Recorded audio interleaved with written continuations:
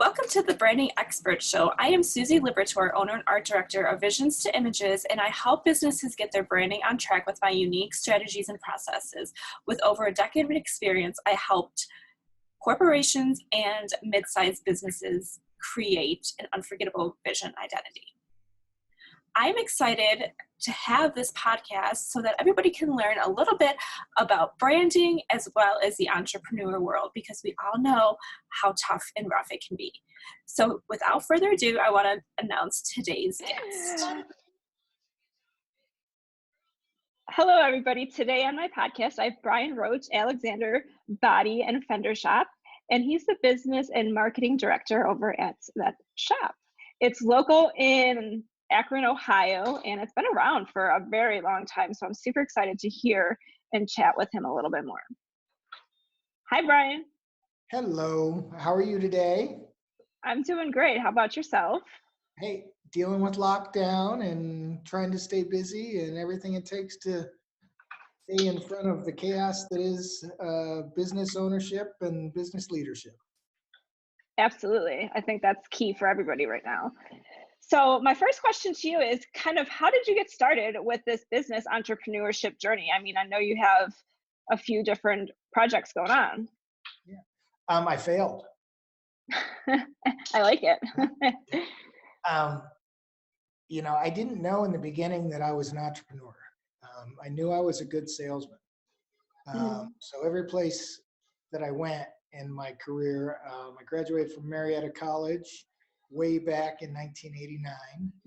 And my first business venture was selling third-party administrative services for partially self-funded health plans. So I was a licensed insurance agent. And I always knew I was gifted at sales. What I didn't know that I was good at was, assessing a market and then trying to figure out the strengths of a business and then determining the best target market and the best way to approach the businesses that fit the business product that I was selling. So invariably what happened over my early career was I succeeded in selling, and then eventually I would see where the company needed to be in the future. And, some of them were receptive to my ideas and growth continued, and others were not. So distancing and separating had to happen. Right, for sure. So so tell us a little bit about Alexander Body and Fender. It's been around for a long time. When did you kind of get involved as well? Well, the story with Alexander Body and Fender was it was started in 1928 by Frank Alexander, who was an Italian immigrant. And in 1930, he bought the current location. Wow. Yeah, and we've grown and expanded from there ever since.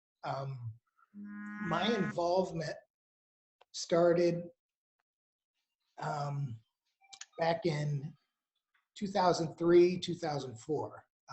My cousin, John Roach, who owns the business with me now, started washing cars there in 1987 or 89 while he was going to Akron U, taking classes at Akron U. And he became passionate about fixing and vehicles and then painting vehicles. And he connected well with the previous owners. They were in the third generation then. It was actually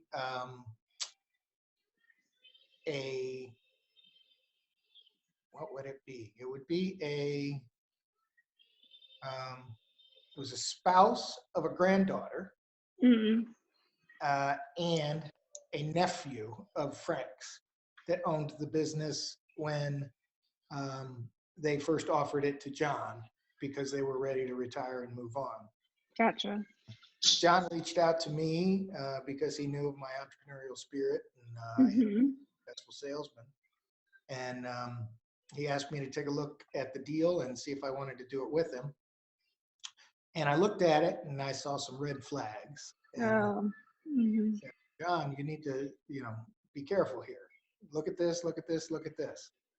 And he said, okay, thanks, cuz. And he went and found another guy to buy it with him. Oh no. So it was another guy that had worked here for the length of time that John was here. And they were best friends. Yeah. And buying a business together is like getting married. Sure. Yeah, absolutely. So they ended up having a fractured relationship because of differing opinions on how to run the business. Right. Mm-hmm.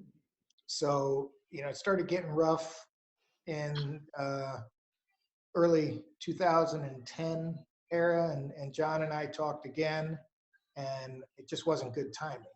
And then in 2015, John said that he had to buy out his partner, and it was time to move or forget this option. So it worked out well because I was selling the interest I had in another business at that time, and I wasn't certain what I was going to do at the end of 2015, 2016. So I said, let me come hang out for a few weeks or months and dig into where you're at now. And so I spent 2 or 3 months just a fly on the wall, learning and listening to things. And at the end of those 2 or 3 months, I said, yeah, let's do this. So together we bought out his business partner, and it's been he and I running things since, and making changes. And For sure. Yeah. Wow. Yeah. I didn't know all that. So that's great to kind of share that story. Thank you. I'm always long-winded, so if I'm getting too long-winded, you just tell me. Oh, you're fine. No, you're good. I told you I'm a salesman. That's why we're here, right? We're all salespeople. You're fine. So tell me what you're most excited about right now. I know there's some difficult stuff going on right now, but what are you most excited about when it comes to your business? Well, first of all, let's go pre-COVID-19. Okay. Pre-COVID-19, in the last 4 years, since we bought out the previous partner, we've grown consistently at a rate of 12 to 18% a year. Nice. Congratulations. Yeah, most body shops right now are at negative to flat growth. So in the process of that, we've done it by compiling a phenomenal team. When John and I first partnered up, 60% of the people that were staff then are no longer part of the staff. And it's not because they didn't want to be, it's because they didn't fit the new culture. Sure, right, that makes sense. And our new culture was all about teamwork, quality, openness, honesty, and really putting the customer first. It wasn't about coming to work for a paycheck. Right. It was about, caring about the guy to your left, caring about the guy to your right, caring about the customer's car that you were putting your hands on. So, the exciting thing for us was, it's taken us about the 4 years, but right now we just have a phenomenal team.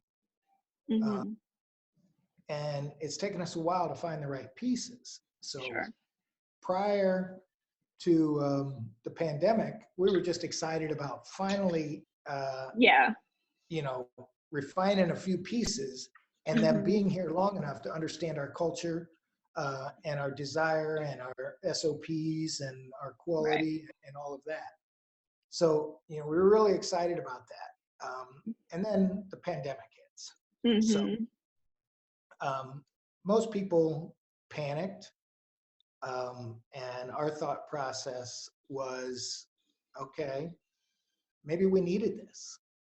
Been so busy growing and training, the new people and the right staff.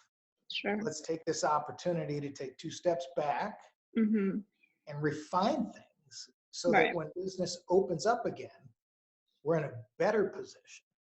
Well, you're still open though right now. Yes. Yes, Yeah. we are open, and we are an essential business, so we had to Right. stay Yeah. open. But versus running at Right. I see. Yeah. growth capacity of 100% to 110%, Mm-hmm. versus when it first hit, we were down to about 25 or 30% of the opportunities and activity. Right. So it gave us a chance, to address a lot of stuff that we wouldn't have addressed if we were just busy Sure. forward.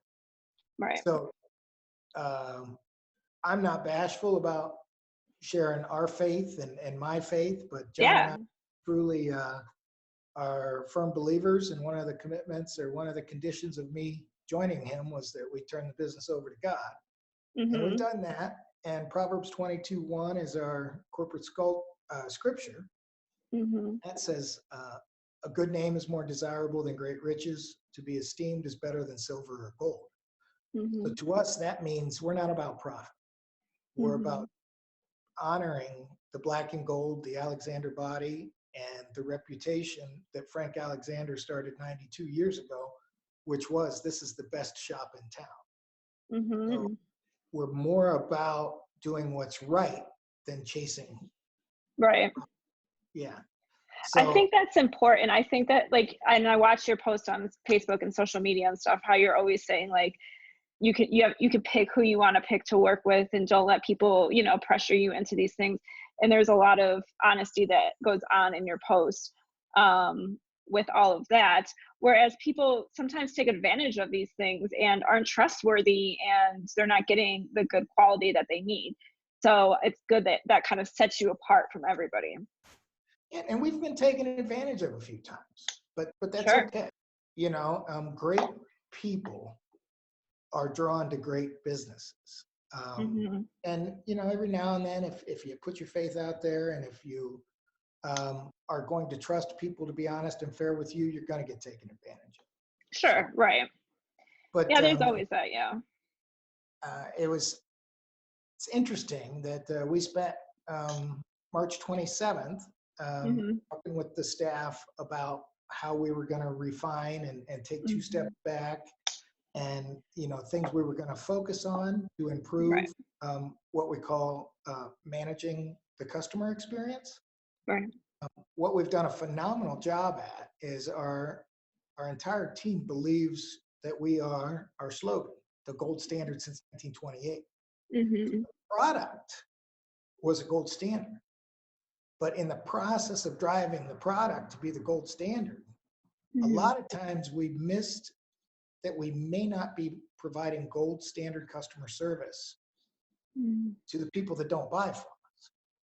And we Right. realized 50% of the people that walk through our door and ask for our help Mm-hmm. don't end up having a gold standard product, Right. because we don't fix their car. Mm-hmm. 50% of the people, we just help them understand the insurance claim process. Sure. The car can get totaled.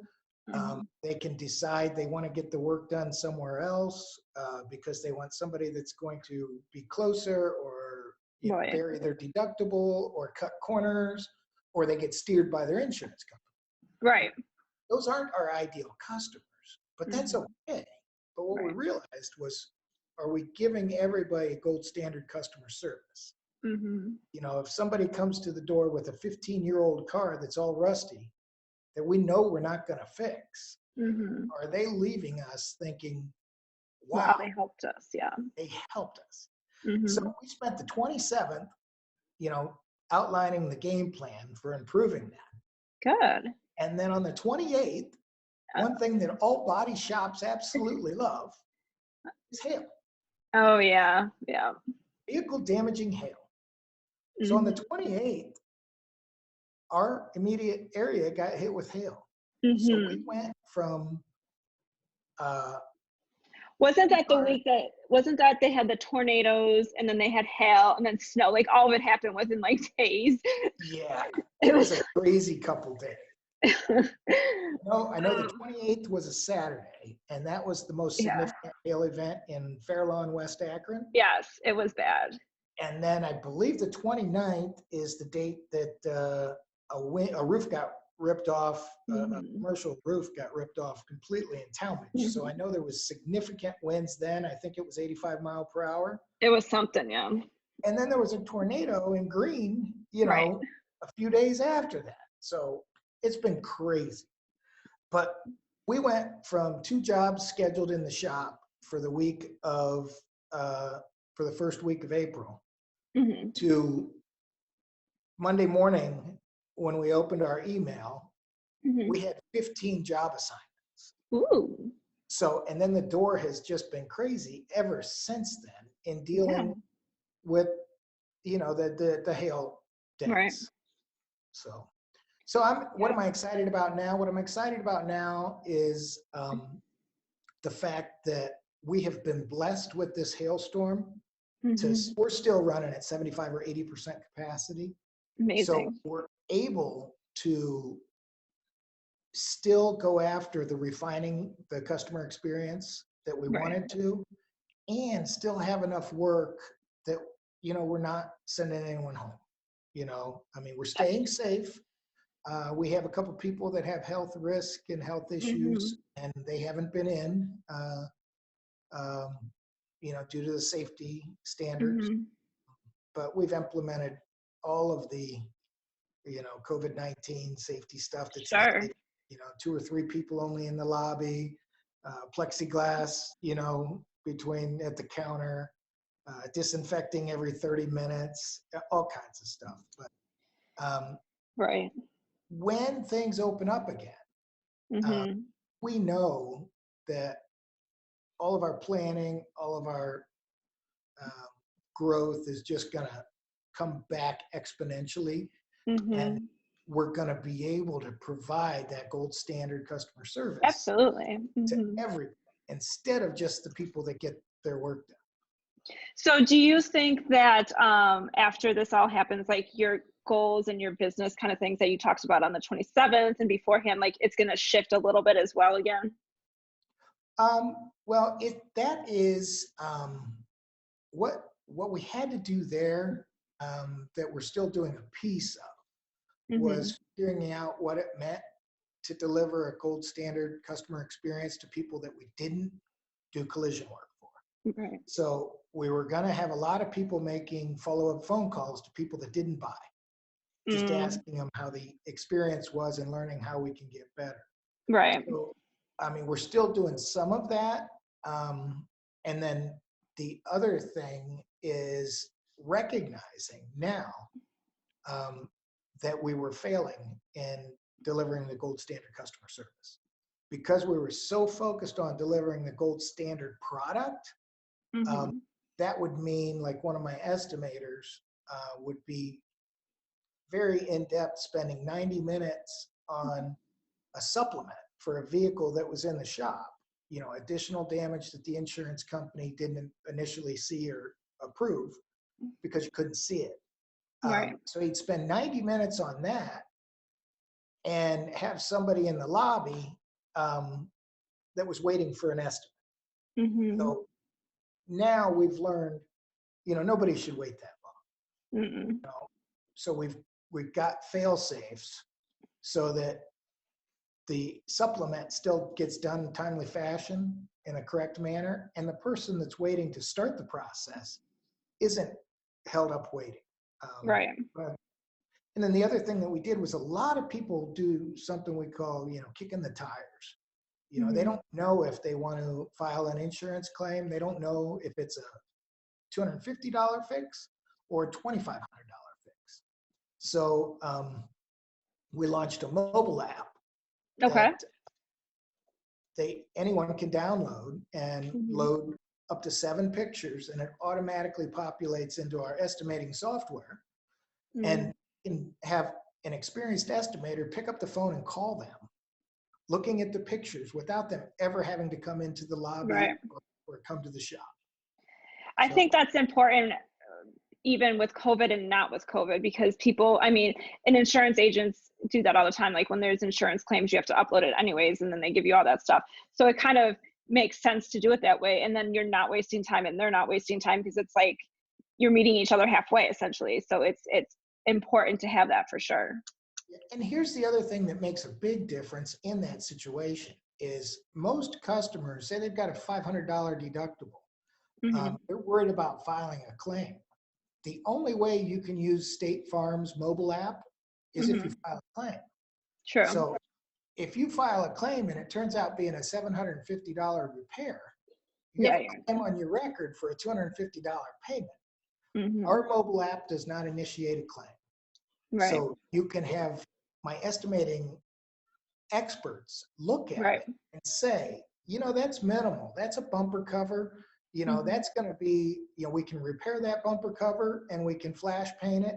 So you're looking at around $650, you know, or, you know, that bumper cover is damaged to the point that it's going to need replaced. So that's going to be a minimum of $1,250. And what I can't tell you is the amount of impact that caused that bumper cover to be damaged. I can't tell you what the damage is behind it, and nobody can. So that could be a $2,500 claim, or that could be a $7,500 claim, because crumple zones and plastic. The crumple zone is designed to crumple and allow the vehicle to still operate, and the plastic is designed to collapse and then kick back. So the only way you know what's damaged behind is to pull off the bumper cover. And you probably obviously don't know that until the time comes when you do pull it off. So you can't justify it in the estimate. Exactly. But we can really help people. And that's where managing the customer experience is, you know, we can ask them, well, how fast were you going? How fast are they going? You know, what did you hit? You know, and we can say, it looks like a $1,250 fix. Oh, but wait, you know, they hit you so hard that you hit the car in front of you. You know, you didn't tell me that. You know, that changes the thing completely. You know, or you know, if airbags go off or don't go off, it changes. But being able to have that educational experience with the customer by them just downloading an app on their phone, submitting it to us, and then scheduling a time to talk with the estimator really helps everyone. Right, for sure, absolutely. So my last or not COVID-19. No, exactly. I agree completely, 100% with that. Yeah. My last question for you is kind of, and you might have talked about it. I know you said failure a couple of times, so I'm curious to hear your answer now. But if you had any advice for either like somebody who's just starting off or who's in the entrepreneur journey, who just any advice that you would give them to kind of help them and guide them in a sense, what would you give them? I mean, I've seen a couple things and I've learned a couple things myself. Absolutely. What I would say is there are people that are born entrepreneurs and they're intelligent and they think 2 weeks into a job or 2 months into a job that they know how things could be done differently and how they should be done differently. And they don't follow the system that's been set at the job that they're at. So my advice there is wait.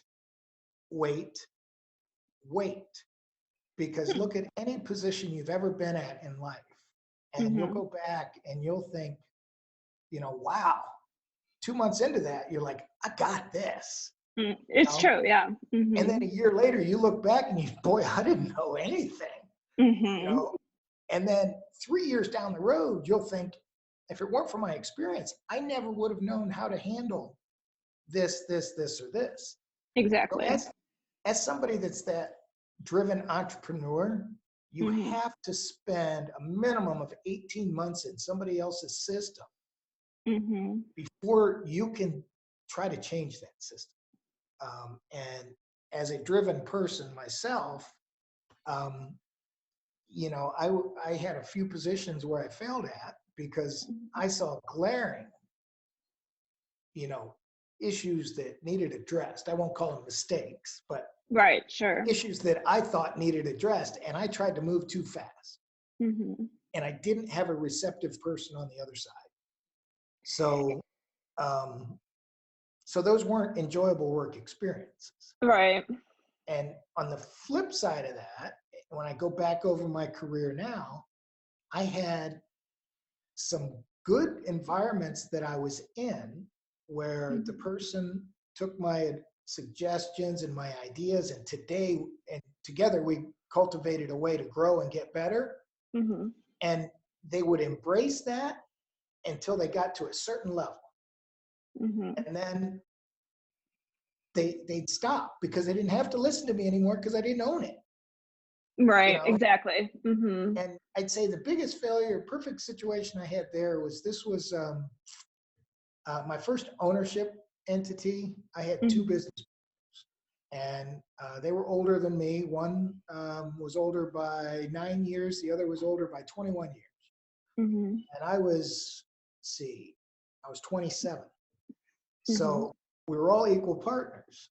And from 27 to 30, they let me lead.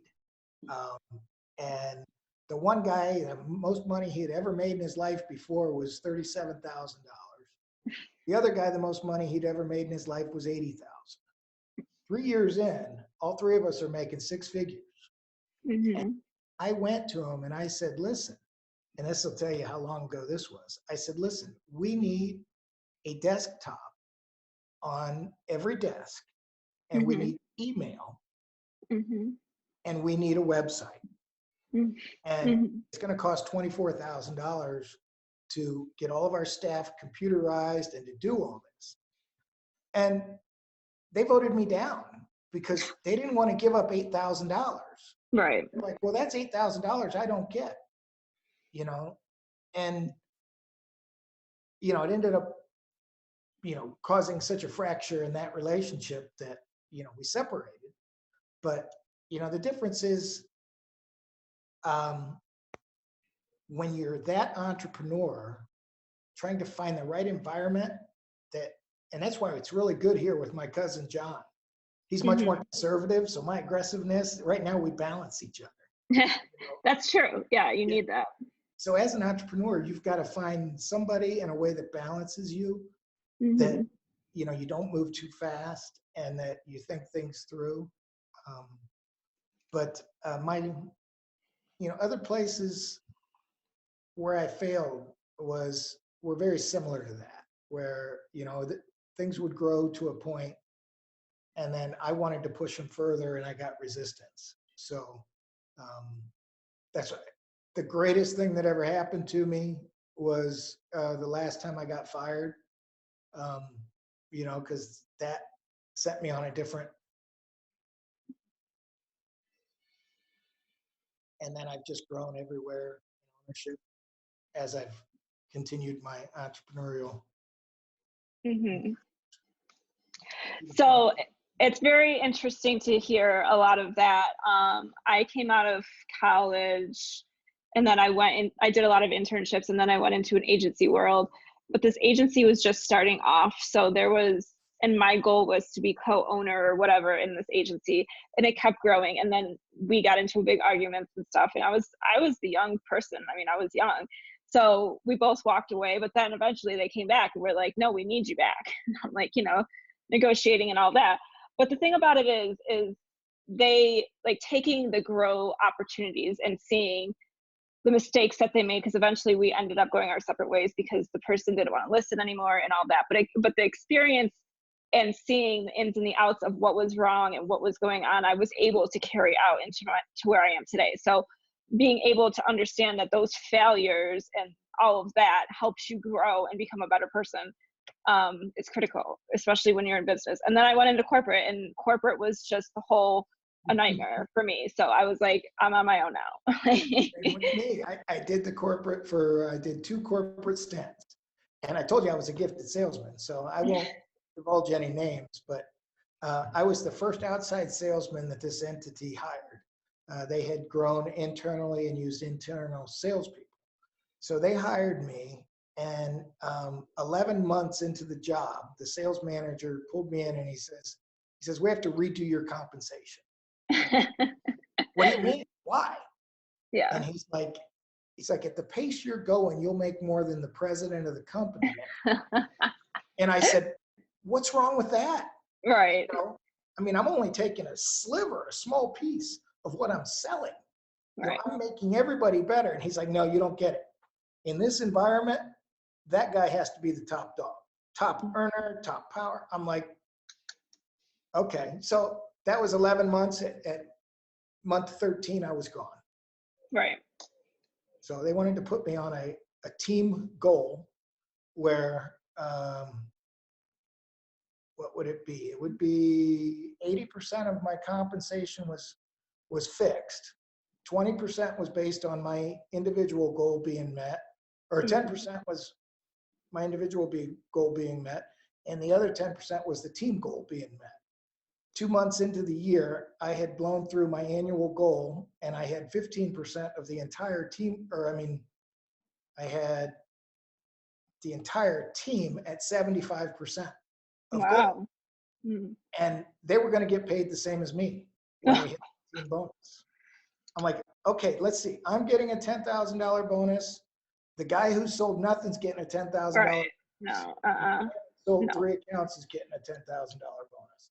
Nope. And I've sold 93 accounts. No, absolutely not. Nope. I hear you. Yes, I hear you. That's crazy. Okay, well, that kind of wraps everything up. Thank you so much for coming on and sharing all of your story. I enjoyed listening and chatting with you, and I'm sure others can relate as well. Well, I love to talk. And my favorite subject is Alexander Body and Fender. No, really though?